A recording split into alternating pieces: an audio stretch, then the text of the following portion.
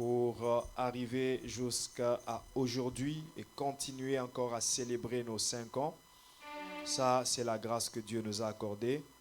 Je sais que beaucoup d'entre nous sommes fatigués du travail lourd que nous avons fait depuis les préparatifs du séminaire jusqu'à aujourd'hui.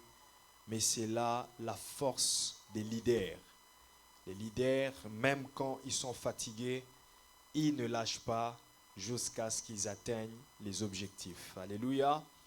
Voilà pourquoi j'encourage la chorale à continuer encore à travailler parce que les objectifs à atteindre sont encore énormes. J'ai quand même senti la fatigue dans les voix. Parfois, on a fait des tonneaux, ça se comprend. Donc, on a beaucoup chanté pendant la semaine. Amen. Amen. Ce matin, je suis en train de déballer la cible prophétique de ce mois qui est intitulée Leader et prière.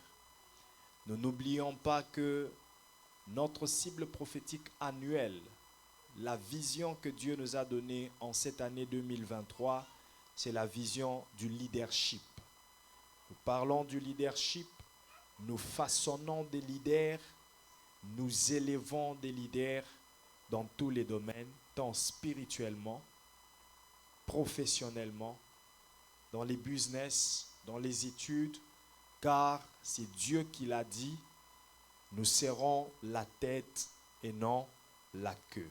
Et c'est dans toutes les souches de la société. Amen.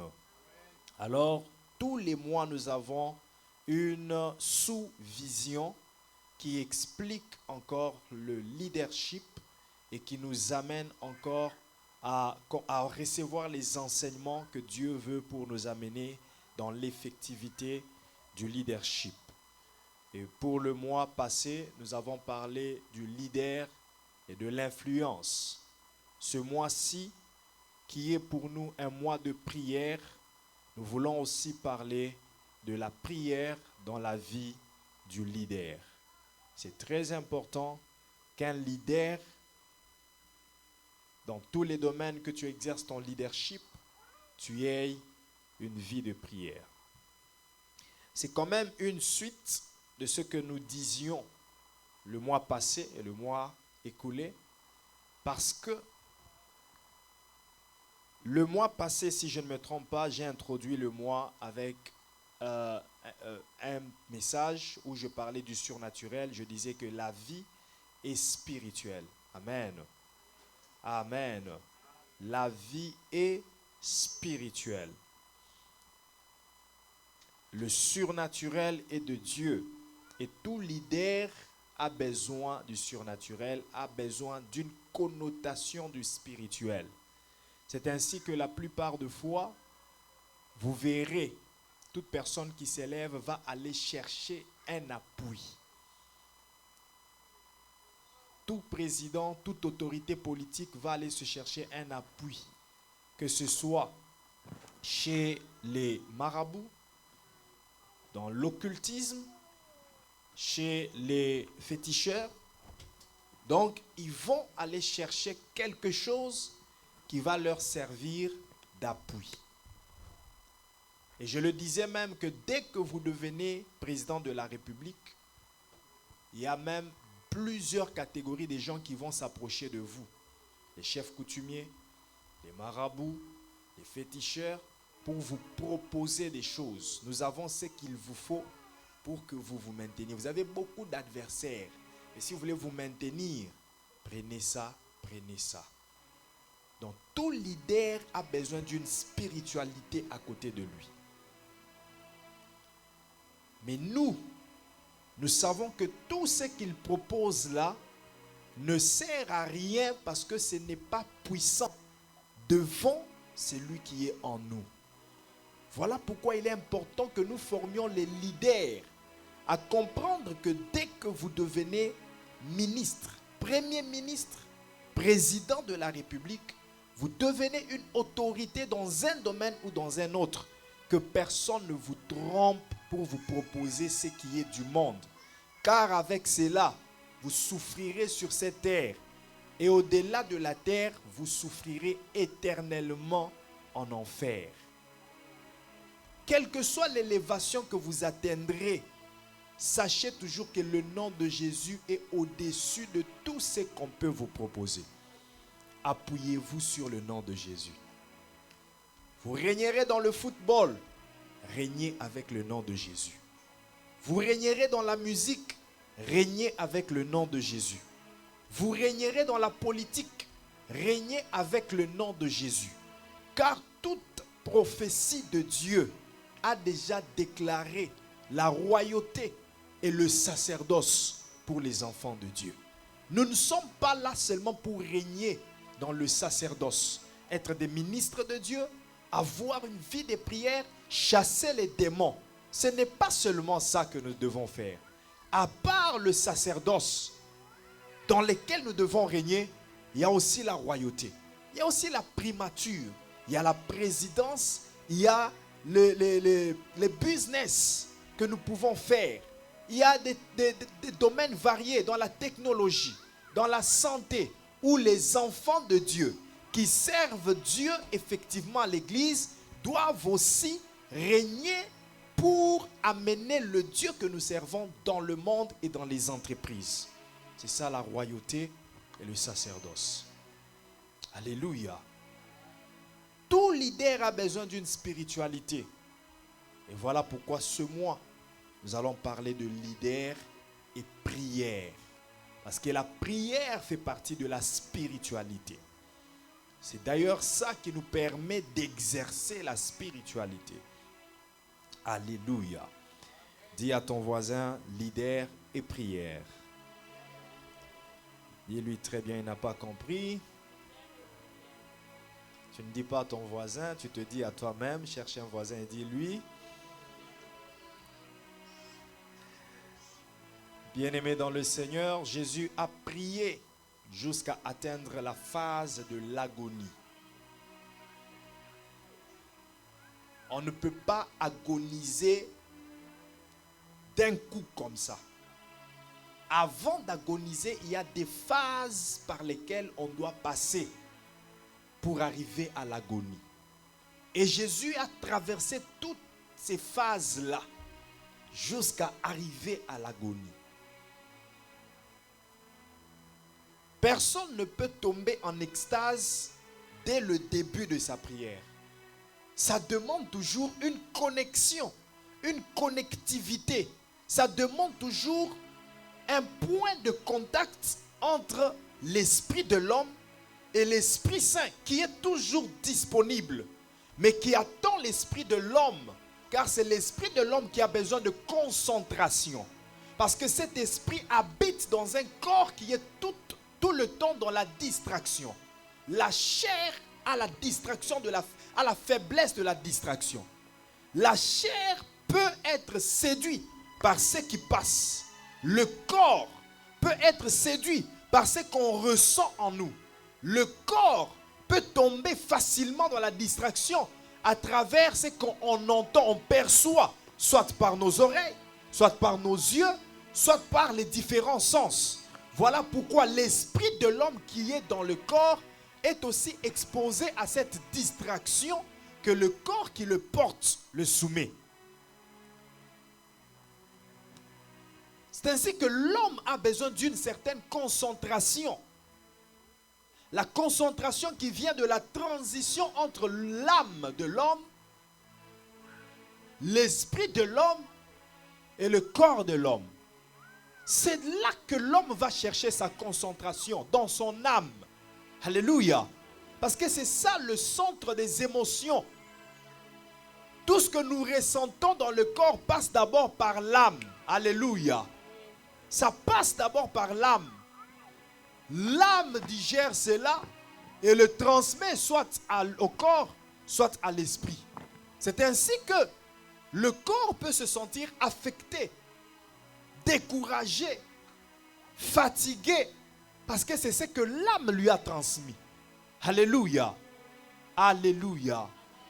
Donc nous avons besoin que notre esprit se connecte à l'esprit de Dieu. L'homme a besoin de cette concentration pour laisser place à l'esprit de Dieu afin que l'esprit de Dieu lui amène maintenant dans la dimension spirituelle. c'est là que l'homme charnel commence à voir ce qui est spirituel. Que les yeux charnels peuvent se fermer et les yeux spirituels s'ouvrent et commencent à voir des choses que les autres ne voient pas.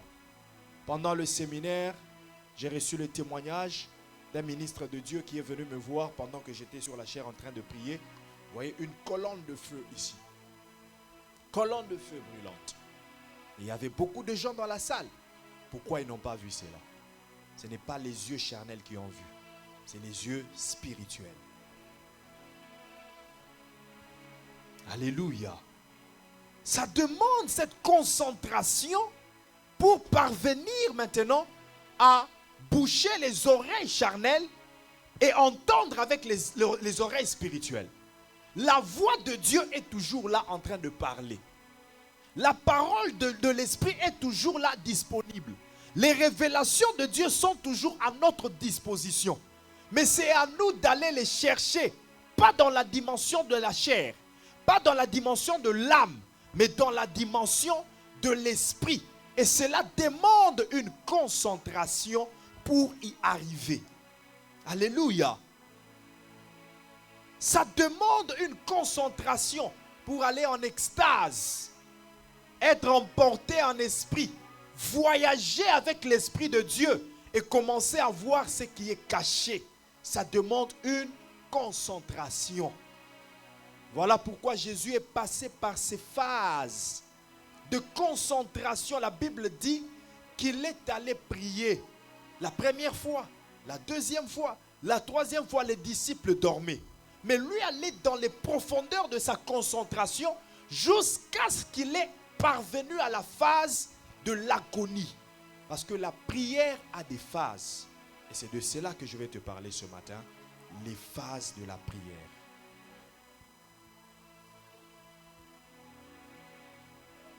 L'agonie serait peut-être la dernière phase. J'en ai parlé.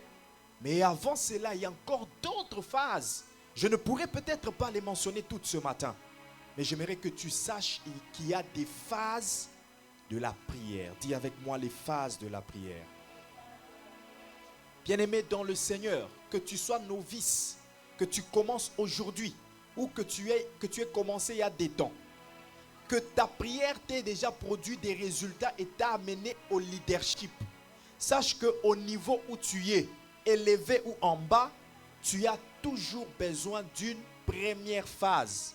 Cette phase revient toujours dans la vie de l'homme. C'est la phase de la rencontre. La phase de la rencontre. C'est ça la première phase de la prière. La phase de la rencontre. C'est la phase où on initie la rencontre avec Dieu. Cette phase se fait en deux directions. L'homme initie la rencontre avec Dieu. L'homme exprime son désir de rencontrer Dieu. Alléluia.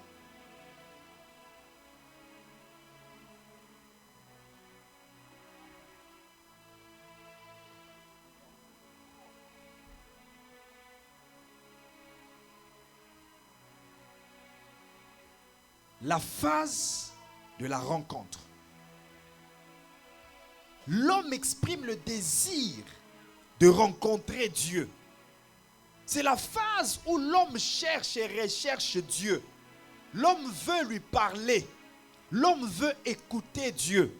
L'homme sent un vide en lui. Bien-aimé dans le Seigneur, écoute-moi. Je vais te dire des choses que tu vis et que tu vivras encore.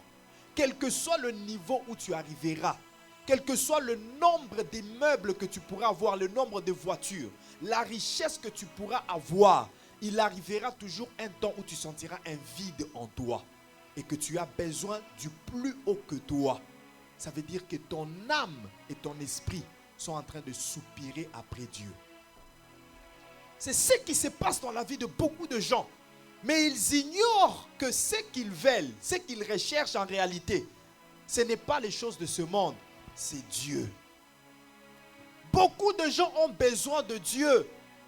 Ils ont soif de Dieu dans ce pays. Mais ce qu'ils ignorent, c'est qu'ils ont soif de Dieu. Ils savent qu'ils ont soif. Ils ressentent qu'ils ont soif. Mais ils ignorent que la soif dont ils ont en réalité, c'est la soif de Jésus. Et que si seulement ils reçoivent Jésus, leur soif sera étanchée. C'est ainsi que tu verras des gens qui sont toujours insatiables, insatisfaits. Il avait besoin d'un travail, il l'a eu. Besoin de mariage, il l'a eu. Besoin d'une voiture, il l'a eu. Mais finalement, ils sentent toujours qu'il y a un vide en lui. Mais finalement, qu'est-ce que je cherche? Qu'est-ce dont j'ai besoin? Il ne sait pas. En réalité, il a besoin de Dieu. Tu as besoin de Dieu. C'est ça, tout ce dont tu as besoin pour que tes besoins soient accomplis. Tu as besoin de Jésus-Christ. Le vide que tu es en train de ressentir en toi, c'est le vide qui doit être comblé par une seule personne, Jésus-Christ. L'argent ne pourra pas combler ce vide. Le mariage ne pourra pas combler ce vide. Les enfants ne pourront pas combler ce vide. Ton mari ou ta femme ne pourra pas combler ce vide. Les études faites ne pourront pas combler ce vide. Ce vide ne peut être comblé que par Jésus. L'homme initie la rencontre avec Dieu. La première phase de la prière. J'ai envie de lui parler. J'ai juste envie de m'approcher de lui. J'ai juste envie d'aller là où il est. J'ai juste besoin de rencontrer cet être incréé, mais qui a tout créé. Et il faut savoir qu'il y a des choses qui nous empêchent de le rencontrer. Il y a des choses qui s'élèveront pour t'empêcher de rencontrer chez Jésus. Lui, il t'attend. Il a les bras ouverts pour te recevoir, pour t'accueillir. Mais il y a des choses en toi qui ne te permettront pas de le rencontrer. Le péché, la mauvaise vie, le mensonge, l'impudicité, la duplicité de face, l'hypocrisie. Ce sont ces choses qui t'empêchent d'aller vers Dieu. La phase de la rencontre, c'est la phase que l'homme d'abord initie pour aller vers Dieu. Mais tu ne peux pas arriver vers Dieu tant que tu es dans la vie du péché. Parce que Dieu est saint. La seule prière du pécheur qui est écoutée par Dieu, c'est la prière de confession et de conversion. C'est la seule prière que Dieu écoute. Parce que la Bible dit que Dieu n'exauce pas le pécheur. Un pécheur qui demande l'onction à Dieu, Dieu ne lui exaucera pas. Un pécheur qui demande la bénédiction à Dieu, Dieu ne te bénira pas. Tu es dans la vie du péché et tu demandes à Dieu la gloire. Dieu ne te donnera pas la gloire. Tu entretiens une vie de péché et tu demandes à Dieu la richesse. Ce ne sera pas la richesse qui vient de Dieu.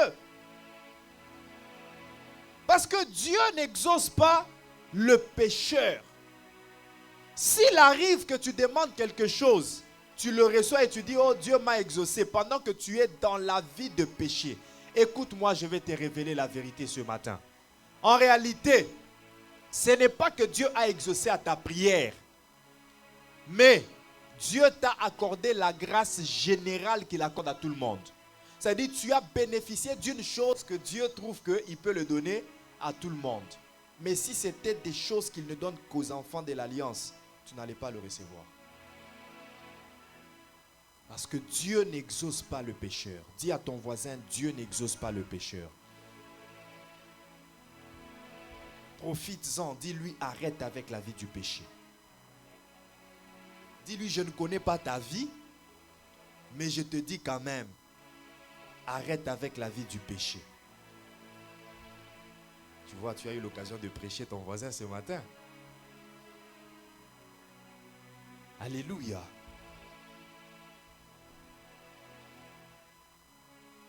La Bible dit dans Ésaïe chapitre 59, verset 1. Non, la main de l'Éternel n'est pas trop courte pour, ni son oreille trop dure pour, mais qu'est-ce qui empêche que Dieu agisse? ce sont nos péchés. Ce sont nos iniquités qui mettent une barrière entre nous et notre Dieu. Bien-aimé dans le Seigneur, écoute-moi. Le son de la voix que tu écoutes ce matin est une interpellation. La Bible dit aujourd'hui, si vous entendez sa voix, n'endurcissez pas vos cœurs. N'endurcis pas ton cœur. Ne demeure pas dans cette même vie de péché. Tu as écouté le Saint-Esprit à plusieurs reprises, te reprochant sur l'impudicité, te reprochant sur la fornication, te reprochant sur le mensonge. Mais tu t'entêtes jusqu'aujourd'hui. Et c'est que tu ignores et que le jour ni l'heure de l'enlèvement, tu ne le connais pas. Ça pourra être maintenant, ça pourra être n'importe quand. Pendant que tu entretiens ta vie de péché, où passeras-tu ton éternité? Tu désires rencontrer Dieu, mais il ne peut pas te recevoir aussi longtemps qu'il ne retrouve pas ta sainteté en lui. Jésus dit, le diable est venu vers moi, mais il n'a rien trouvé de lui en moi. Le diable est venu vers moi. Mais la seule chose qui peut lui permettre d'entrer en moi, ce sont ces choses qu'il retrouvera en moi. S'il retrouve sa vie de péché en moi, ce sera l'occasion pour lui de faire quoi? D'entrer dans ma vie. Mais c'est la même chose avec Dieu. Si Dieu retrouve sa vie de sainteté en toi, ça lui permettra aussi de communier avec toi. Alléluia. Arrête avec la vie de péché. La première phase de la prière, c'est la phase de la rencontre.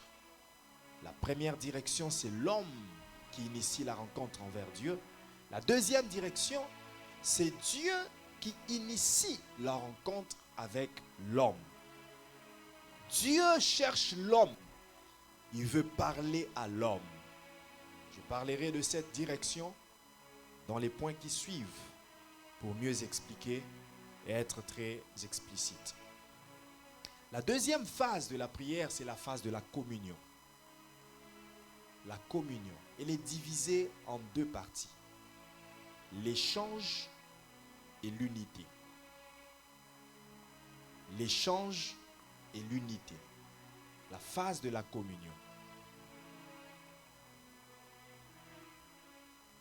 Dans communion, je vois deux termes. Communication et union. Communication veut dire échange. C'est un échange qui s'est fait entre deux personnes. D'où la définition de la prière qui dit que la prière est un dialogue. Ce n'est pas un monologue, c'est un dialogue, un échange entre deux personnes. Je vais profiter de l'occasion, par la grâce de Dieu, vous lire quelques textes. Je sais que les gens vont encore rire pour dire je fais la promotion de mon livre, mais je n'ai pas de choix, je vais le dire quand même. Parce que ce sont des choses importantes que les gens doivent comprendre. Dans la communion, il y a la communication et l'union. Ça veut dire l'échange entre deux personnes. Qu'est-ce que nous échangeons? Écoutez, Matthieu chapitre 11, verset 28, tu nous le mets à l'écran. Jésus dit, venez à moi, vous tous qui êtes fatigués et chargés, je ferai quoi? Je vous donnerai du repos. Ça, c'est une communication. Ça, c'est un échange. Ce verset est dans la catégorie des versets incompris, où la finalité vient avant le processus. On nous montre d'abord la finalité avant le processus. Au verset 28, Jésus présente la finalité, mais le processus vient au verset 29. Prenez mon joug, c'est ça le processus. Prenez mon joug sur vous et mettez-vous à mon école, car je suis doux et humble de cœur et vous trouverez le repos pour vous-même. C'est-à-dire qu'il y a un échange qui s'est fait. Il dit, je vous donnerai le repos. Mais avant que je vous donne le repos, faites quoi? Venez à moi avec vos charges. Alléluia. Venez à moi avec vos charges. C'est-à-dire, il y a un échange qui s'est fait. Nous qui venons vers Jésus, nous lui donnons nos fardeaux. Nous lui donnons nos charges.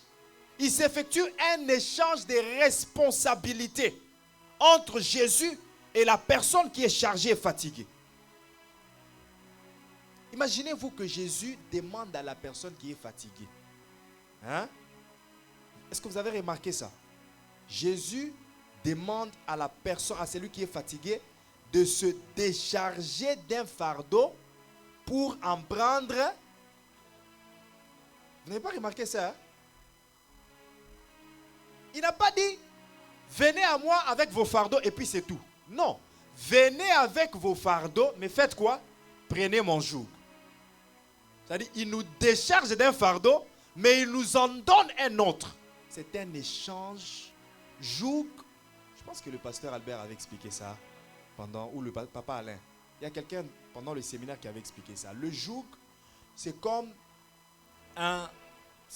parfois c'était un bois ou un fer qu'on mettait sur le dos des vaches. Voilà.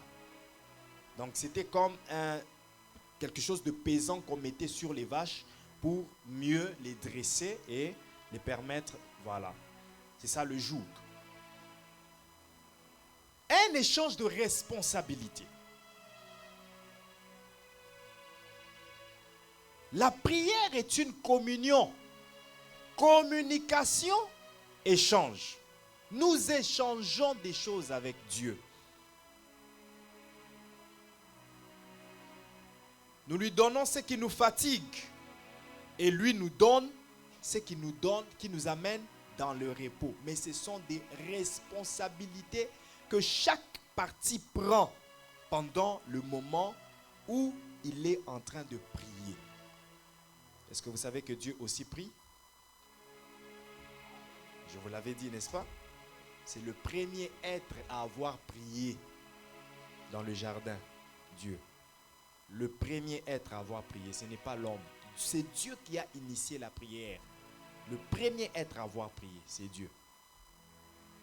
Parce que la prière, c'est la conversation. C'est Dieu qui a initié la conversation. Quand il parle,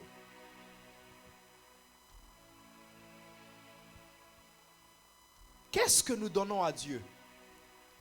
Nous lui donnons nos maladies. C'est ça l'échange. Et lui donne la guérison. Nous donnons nos malédictions.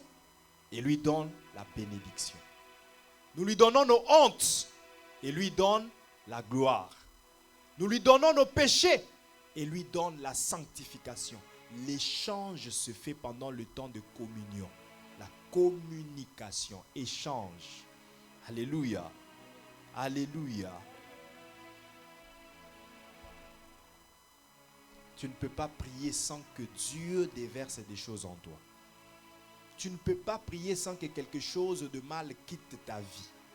La rencontre qui s'est faite avec Dieu engage toujours que quelque chose te quitte ou quelque chose s'ajoute dans ta vie. L'échange, la communication. Alléluia.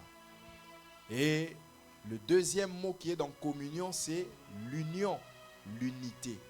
Lorsque nous prions, nous devenons unis à Dieu. Nous devenons unis jusqu'à devenir comme lui. Et c'est ça, 2 Corinthiens chapitre 3, verset 18. Nous tous qui, le visage découvert, contemplons comme dans un miroir la gloire du Seigneur, nous sommes transformés. La prière est un moment de transformation. Voilà pourquoi les gens qui prient seulement pour demander des choses à Dieu, ils s'empêchent beaucoup de choses pendant leur moment de prière. Parce qu'il faut comprendre qu'il y a des prières. La deuxième phase, c'est la phase de la communion. Et il y a des prières qui tourne autour de la communion. Hein? Des prières de communion. L'adoration est une forme de prière de communion avec Dieu. Quand tu l'adores, nous contemplons. La contemplation, c'est le fait de s'asseoir et d'admirer profondément. C'est ça l'adoration. Admirer profondément. Et pendant que tu es en train d'admirer Dieu, pendant que tu es en train d'admirer la gloire de Dieu, tu subis la transformation. Dis avec moi transformation. Tu subis la transformation en la même image de la gloire que tu es en train de contempler et d'admirer. Alléluia. L'échange et l'unité. Tu deviens glorieux, uni à la gloire de Dieu, comme Dieu est glorieux.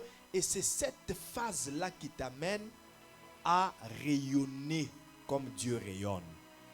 Et c'est ce qui s'est passé dans la vie de Moïse. Il communiait avec Dieu, l'échange se faisait, il était tellement uni à Dieu qu'il est devenu lui-même Dieu. Quand il descendait de la montagne, les enfants d'Israël lui disent, mais attends, ce n'est pas Moïse? Ça c'est un divin. Ça ne peut pas être un homme. Un homme ne peut pas rayonner comme ça. Donc Moïse devenait Dieu de plus en plus qu'il entrait dans la présence de Dieu. Jusqu'à ce que finalement Dieu lui fait la déclaration solennelle que je te fais Dieu devant Pharaon. Plus il entrait dans la présence de Dieu, plus il subissait la transformation pour que l'humain tombe et que le divin prenne place. Alléluia. La phase de la communion. La troisième phase, c'est la phase de l'alliance. La phase de l'alliance.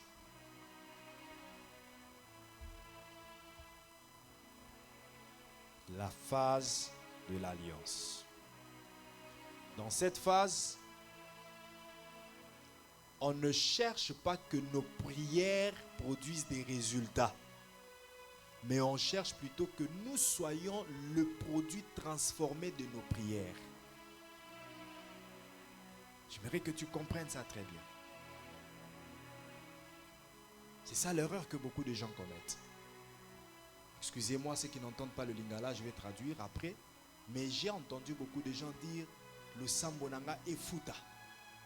Le sambonanga est futa. Vous priez comme ça, non? Le sambonanga est futa. Que ma prière produise des résultats. Quels résultats? C'est vrai, la prière produit des résultats. Mais si tu es encore à cette dimension, c'est que tu n'es pas à la dimension de l'alliance. Parce que ceux qui sont dans l'alliance cherchent que eux-mêmes soient le résultat de leur prière.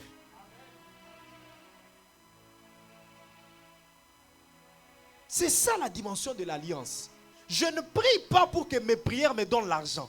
Le travail est suffisant pour me donner l'argent. Je ne prie pas pour que mes prières me donnent le mariage. Ma beauté est suffisante pour me donner le mariage. Mais je prie pour que moi, je sois un produit transformé à travers la prière qui permettra que tout ce dont j'ai besoin ne soit empêché par quoi que ce soit de venir dans ma vie.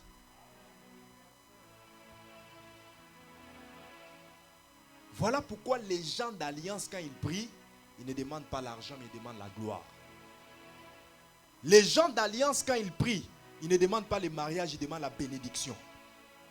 Les gens d'alliance, quand ils prient, ils ne demandent pas les biens matériels.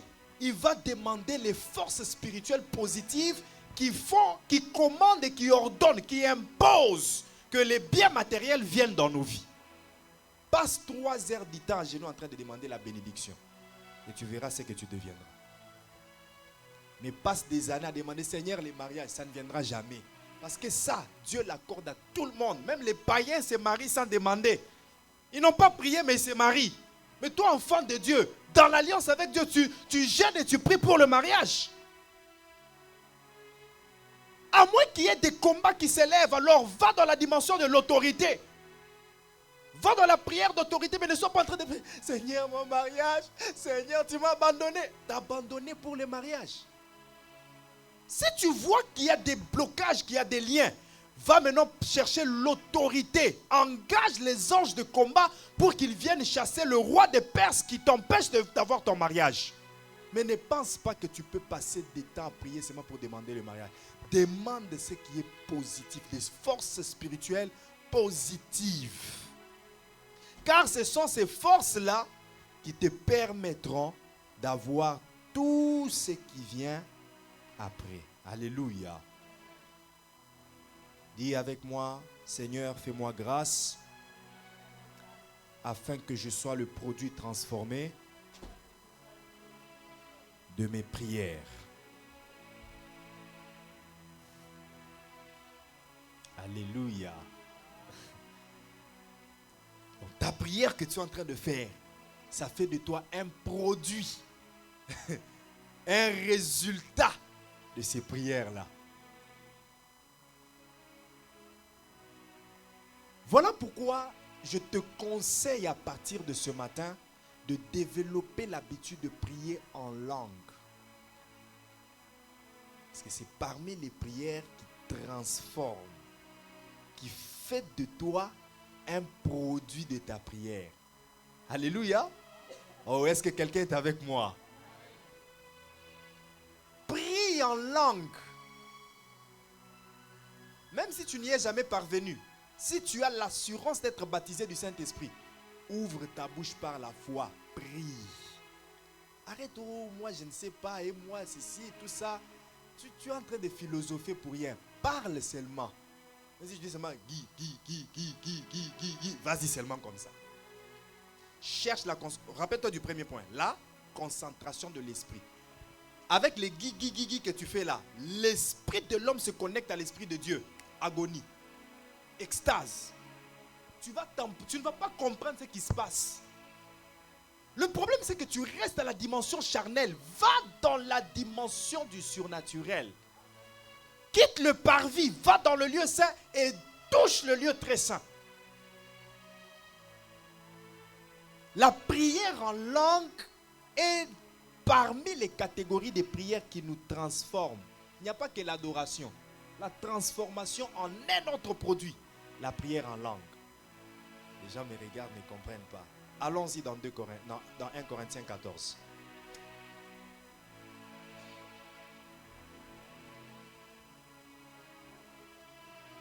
« 1 Corinthiens chapitre 14.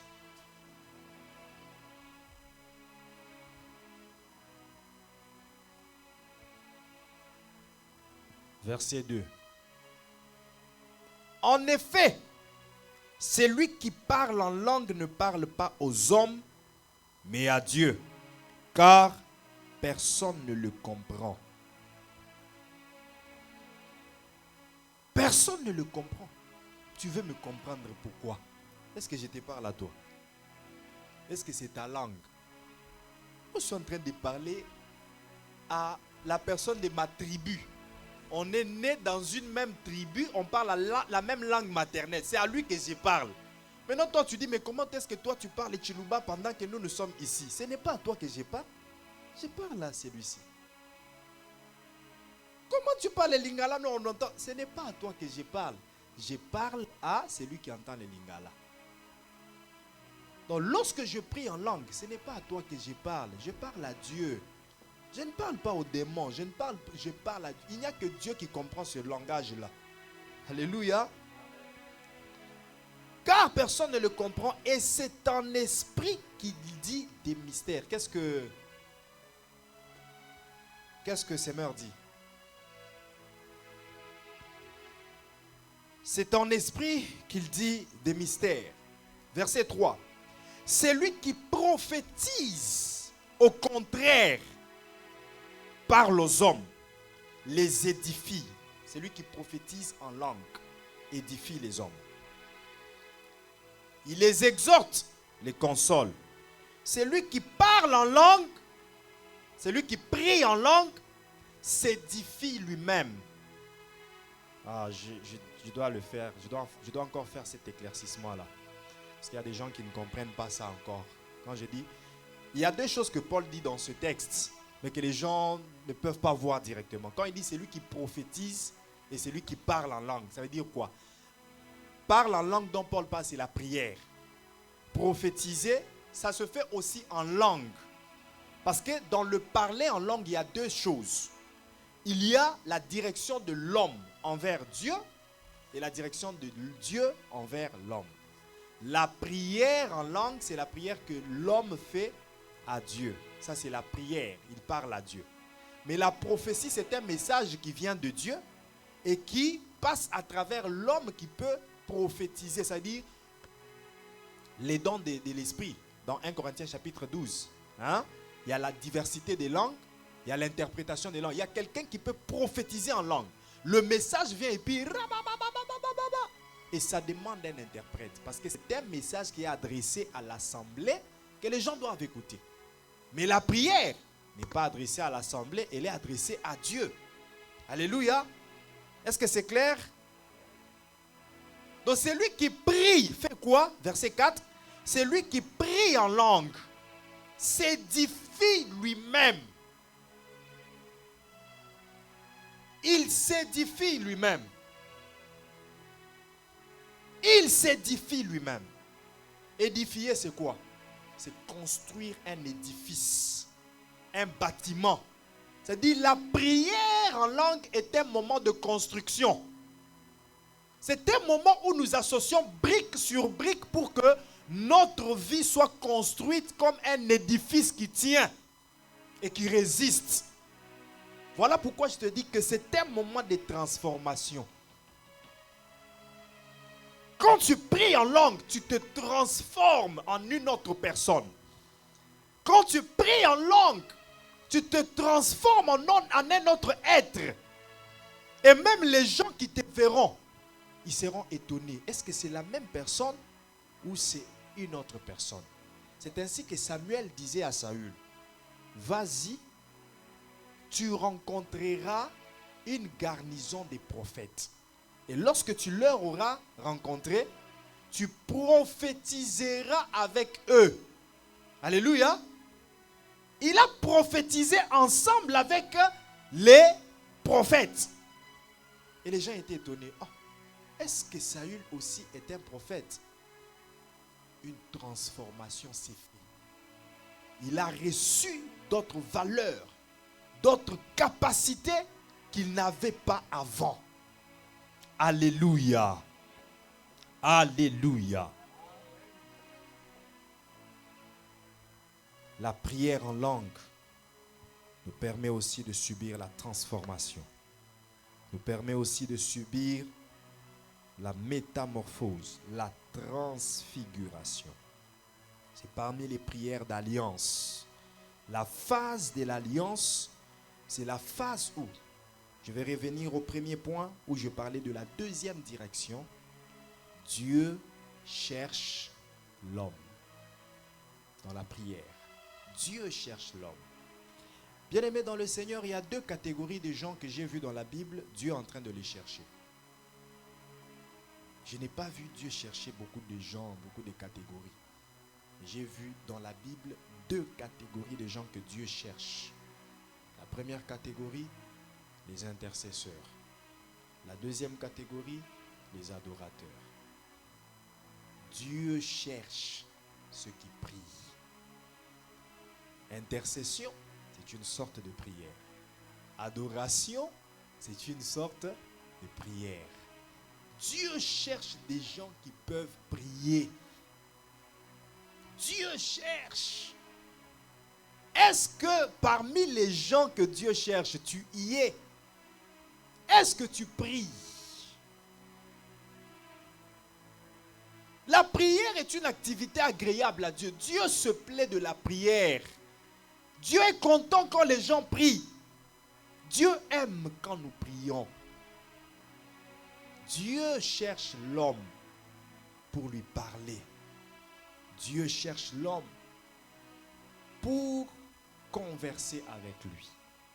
Et si nous revenons à ce que je disais, Matthieu 11, versets 28 et 29. Venez à moi, vous tous qui êtes fatigués et chargés. Je vous donnerai du repos. Prenez mon joug. La prière est un moment d'échange. Nous donnons à Dieu nos problèmes, mais qu'est-ce qu'il nous donne? Il nous donne le repos. Mais ce repos-là est traduit en termes des recommandations. Ça veut dire instruction, des promesses que Dieu nous donne. Alléluia. Alléluia. Si je peux résumer ce que je suis en train de dire ici, tout ce que j'ai dit, si je peux le résumer par rapport à l'échange, je te dirais que dans la prière, l'homme a ses exercices, Dieu aussi a ses exercices ou responsabilités. Les 7 exercices de l'homme dans la prière sont l'adoration, la louange, l'action des grâces, l'intercession, la demande, la prière d'autorité et la prière en esprit ou le parler en langue. Ce sont les 7 exercices de l'homme dans la prière. Et les exercices de Dieu dans la prière sont multiples, mais je peux les résumer en 3. Les recommandations ou instructions, les promesses et l'intervention surnaturelle. C'est-à-dire quand il intervient pour combattre en ta faveur. Dieu, quand tu pries, Dieu te donne ses recommandations, les instructions. Voilà ce que tu dois faire, voilà ce que tu ne dois pas faire. C'est ça le joug dont Jésus parle. Il dit, mon joug n'est pas pesant, il est léger. Ce sont les instructions qu'il nous donne. Mon fils, ma fille, marche dans la sanctification. C'est un joug. C'est une responsabilité que nous devons porter sur nous, mais qui est légère et n'est pas pesante. C'est nous qui en faisons pesant. Mon fils, arrête avec le mensonge. C'est une instruction qui ne pèse pas. Qui ne pèse pas du tout. Mais tu la négliges. Les conséquences de cette négligence sont trop pesantes que l'instruction que Dieu t'a donnée.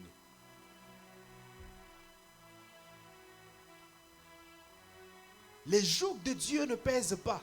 Ce sont des instructions simples qu'il donne avec toute simplicité. Mais lorsque nous négligeons, les conséquences sont très pesantes. Ce matin, Dieu est en train de te demander de porter son joug. Léger et doux. Mais porte-le afin que tu sois heureux. Que tu sois heureux. Alléluia.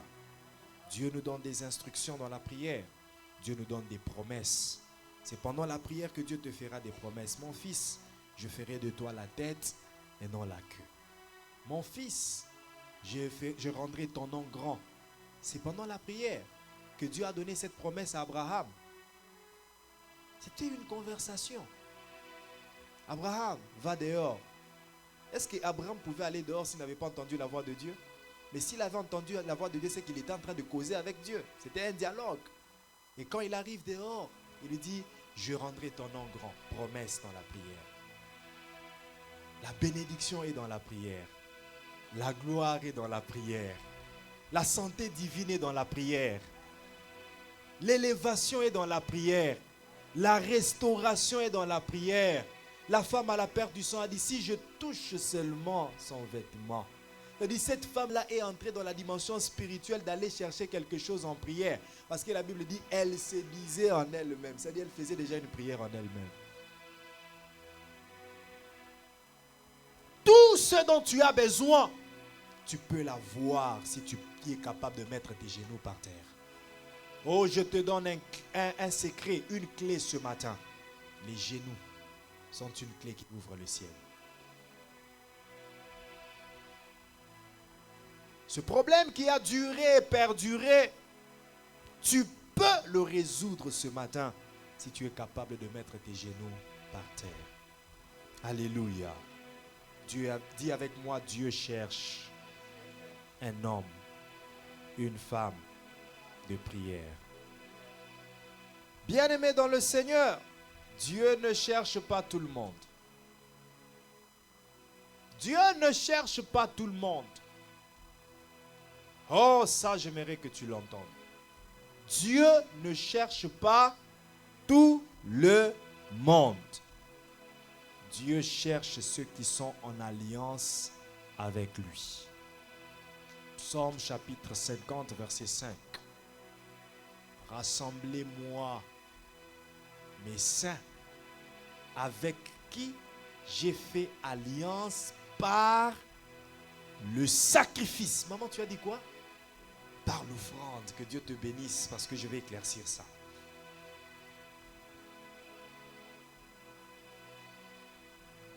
Ce n'est pas par l'offrande. Bien-aimé, Dieu cherche, mais il ne cherche pas tout le monde. Dieu ne cherche pas tout le monde. Il cherche ceux qui ont conclu avec moi l'alliance par le sacrifice. Ceux qui ont conclu l'alliance. C'est lorsque tu conclus l'alliance avec Dieu par le sacrifice que Dieu va te chercher afin que tu communies avec lui. Maintenant, ces sacrifices-là, c'est quoi? Ce n'est pas les sacrifices d'action des grâces. Ce n'est pas les sacrifices des offrandes d'adoration. Ce n'est pas les sacrifices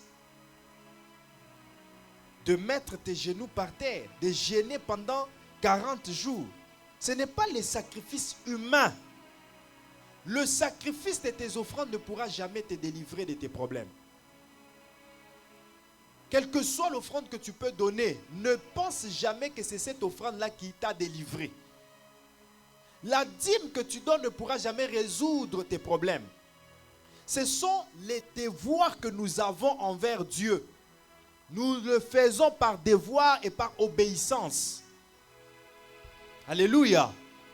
Alléluia. Nous offrons par devoir et par obéissance parce que la recommandation nous dit d'offrir. Dieu nous dit de payer la dîme, de donner les prémices, tout ça. Nous le donnons. Mais le seul sacrifice qui peut délivrer, c'est le sang de Jésus-Christ. L'alliance qu'on a conclue par le sacrifice, ce n'est pas l'alliance des offrandes. Ce n'est pas les sacrifices des dîmes. Ce n'est pas les sacrifices des actions de grâce, mais c'est les sacrifices de Jésus crucifié sur la croix. C'est ça ce sacrifice qui amène à la délivrance. C'est ça ce sacrifice qui amène au salut. C'est ça ce sacrifice qui amène dans l'alliance avec Dieu. Et dès que tu es dans l'alliance par ce sacrifice, c'est là que Dieu commencera à te chercher. Passer par la croix. Dis avec moi, passer par la croix. Je ne l'ai pas bien entendu. Passer par la croix. Passer par la croix. Passer par la croix. Regarde-moi. Passer par la croix. La croix de Jésus-Christ. Passer par la croix. Crucifier le vieil homme à la croix. Crucifier la vie du péché à la croix. Passer par la croix. C'est cette alliance-là qui fait que nous puissions être cherchés par Dieu. Je reprends. J'aimerais chuter et nous amener à la prière. Alors ne cède pas à la distraction. Dieu ne cherchera pas tout le monde. Dieu ne va chercher que ceux qui sont dans l'alliance avec. Ça, c'est très capital. Oublie tout ce que j'ai dit, mais n'oublie pas cette conclusion que je suis en train de faire. Dieu ne cherchera pas tout le monde. Il faut être en alliance avec lui. L'alliance fait par le sacrifice. L'œuvre de la croix. Se rassurer d'avoir passé par la croix. Abandonner le vieil homme et les œuvres mortes à la croix. Tu es dans la vie de péché jusqu'aujourd'hui.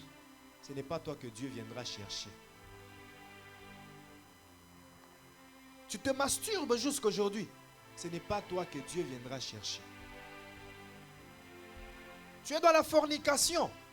Ce n'est pas toi que Dieu viendra chercher. Tu as pris le mensonge comme une deuxième nature. Quand on te voit, on voit directement le mensonge. Ce n'est pas toi que Dieu viendra chercher.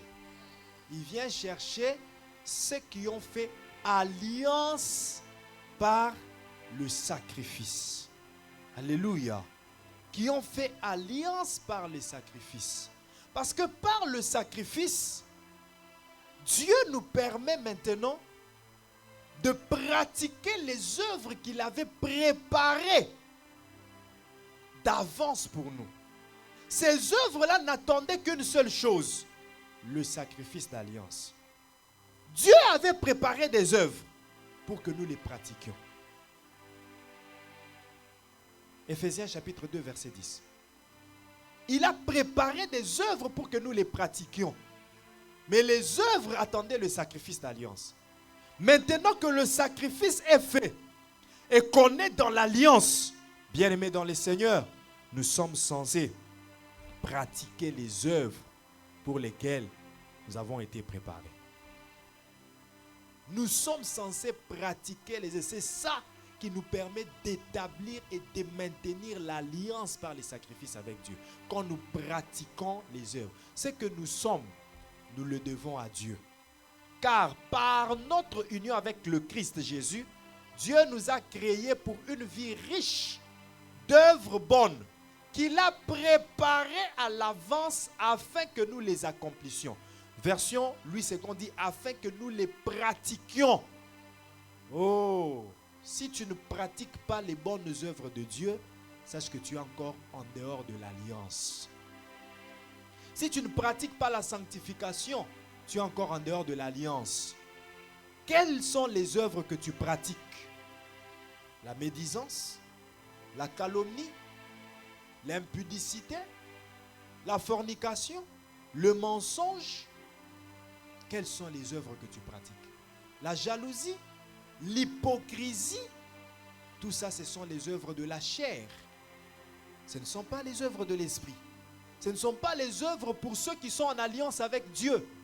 Pour ceux qui sont en alliance avec Dieu, les œuvres à pratiquer, c'est l'amour, c'est la paix, c'est la sanctification, c'est la patience, c'est la bonté, c'est la bénignité.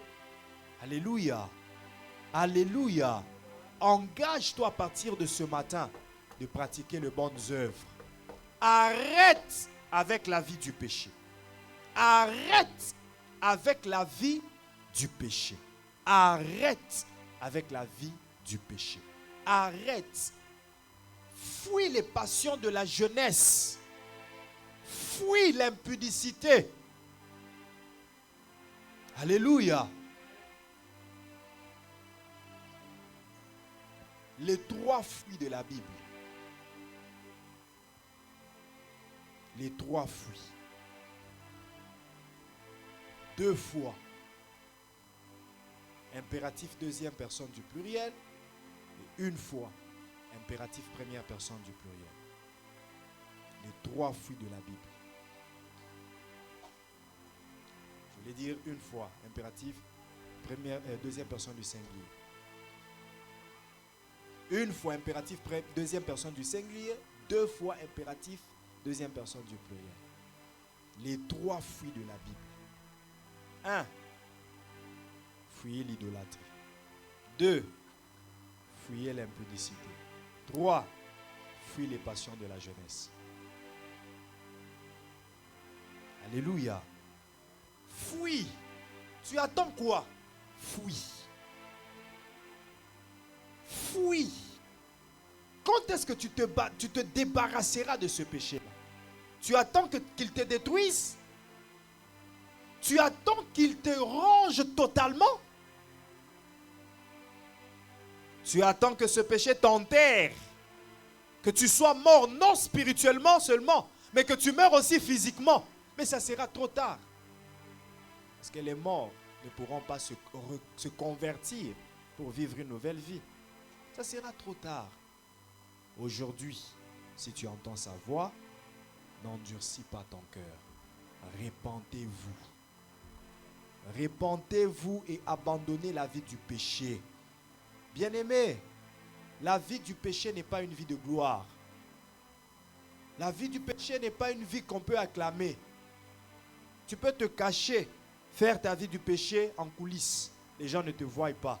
Mais qui détruit, tu détruis qui? Tu te détruis toi-même. Si nous prêchons, c'est parce que nous t'aimons.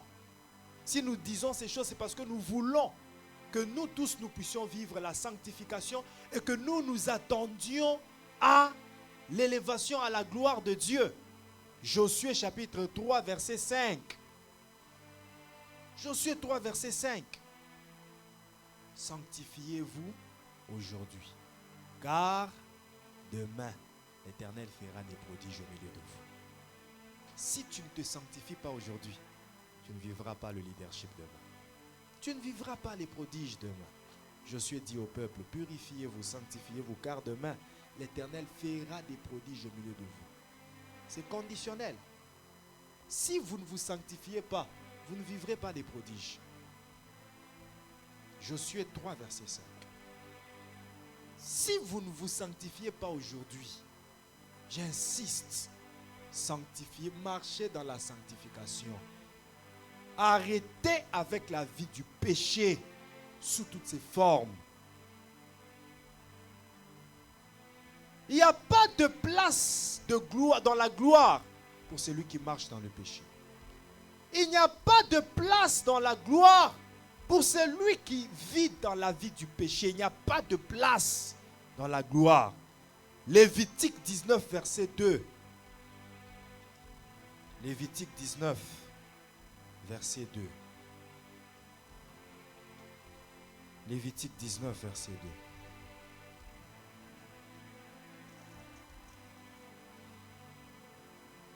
Parle à toute la communauté de la transfiguration et dis-leur, transfiguration, soyez saints.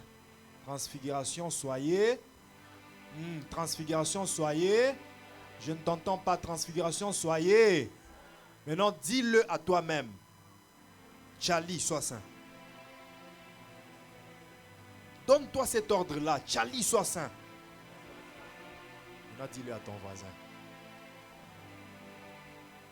Transfiguration, soyez saints. Sanctifiez-vous. Transfiguration, sanctifiez-vous. Ne vous amusez pas avec le péché. Ne vous amusez pas avec le péché. Lisez-moi ça dans la version Louis II. Ne vous amusez pas avec la vie du péché. Ne vous amusez pas dans le péché. Oh, personne ne m'a vu. Mais Dieu te voit.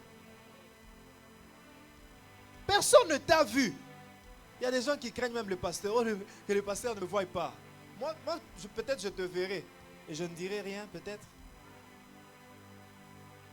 Parce que ce n'est pas moi qui te donnera ni la récompense ni la rétribution. Elle vient de Dieu. Arrête avec la duplicité de face. L'hypocrisie. Ou ici on te voit autrement, mais ailleurs, tu es autre chose que ce qu'on pense que tu es. Tu es tout, sauf ce que tu reflètes à l'église. À l'église, tu es saint. Saint, saint, saint, saint, saint, saint, saint, c'est toi. Tu dégages la piété. Tu dégages l'humilité. On te regarde, on dit, celui-ci vient de naître. Celui-ci vient du ciel. Mais si Dieu nous ouvre les yeux pour qu'on voie ce que tu fais d'habitude, quand tu es avec les amis, comment tu dépenses l'argent pour acheter, pour louer des, comment on appelle ça, des R&B, des chalets. Donc toi, tu es à une autre dimension.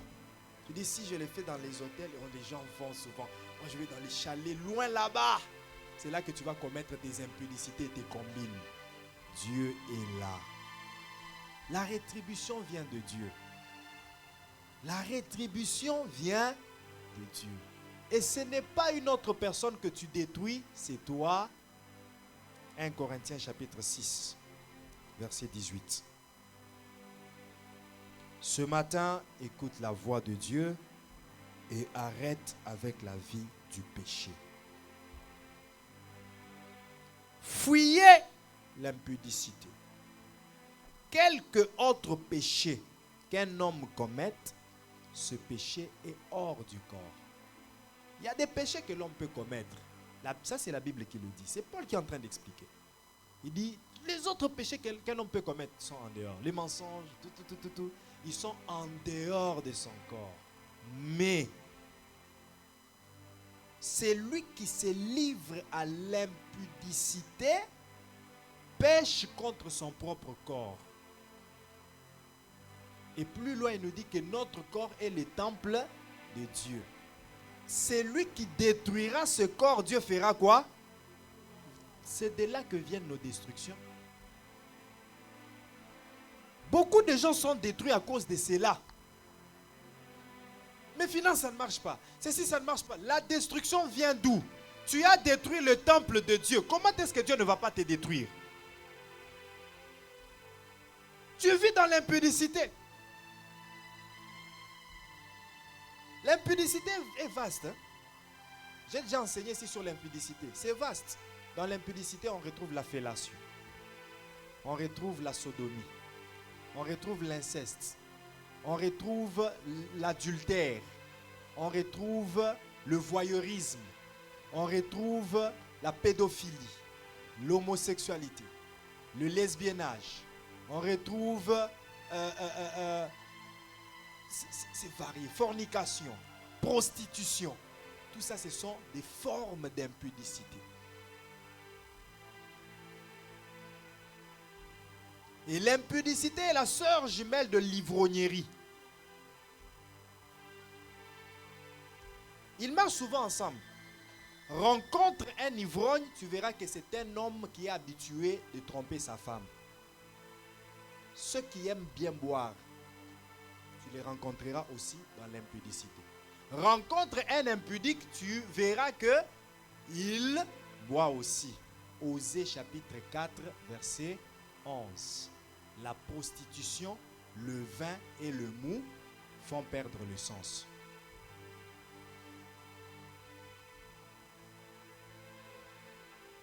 Est-ce que Dieu parle à quelqu'un? La seule chose que tu dois faire, prendre une bonne décision ce matin et abandonner avec la vie du péché. Que Dieu vous bénisse. Que Dieu bénisse sa parole. Acclamons le Seigneur et tenons-nous debout, nous allons prier.